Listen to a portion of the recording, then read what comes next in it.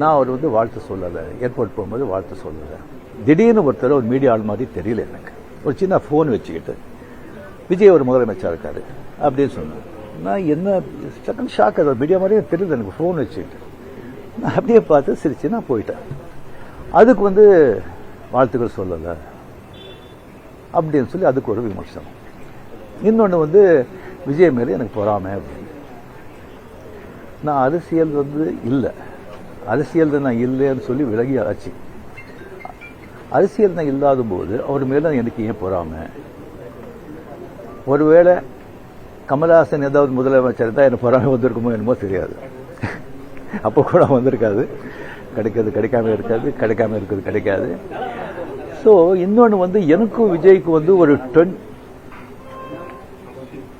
எனக்கும் விஜய்க்கு வந்து ஒரு ஜெனரேஷன் கேப், கிட்டத்தட்ட 25 years டிஃபரன்ஸ். நான் முதலையே சொல்லியிருக்கேன். நான் வந்து விஜயை வந்து நான் இதை கம்பேர் பண்ணிக்கிட்டா அது எனக்கு நல்லது இல்லை, கெட்ட பேர். விஜய் என்னை பற்றி கம்பேர் பண்ணிட்டா அவருக்கு நல்லது இல்லை. சின்ன வயசுலேருந்து அவர் பார்த்துட்டு இருக்காரு. அவரு சிஎம் ஆனதில் எனக்கு என்ன போறாங்க? அது இன்னும் இவ்வளோ சின்ன வயசுல 52 வயசுல எம்ஜிஆர் என்டிஆர் சாதனை பண்றதை விட அதை விட ஜாஸ்தி. கம்ப்ளீட்டா சென்டர் பிஜேபி எவ்வளோ பெரிய பவர்ஃபுல் சென்டர். இங்க 2 பெரிய கட்சிகளை எதிர்த்து தனி ஆளை வந்து ஜெயிச்சிருக்காங்க. அது நம்ம சினிமா இண்டஸ்ட்ரியில இருந்து. எனக்கு அது பொறாமை இல்லை, ஒரு ஆச்சரியம் கலந்த ஒரு சந்தோஷம்.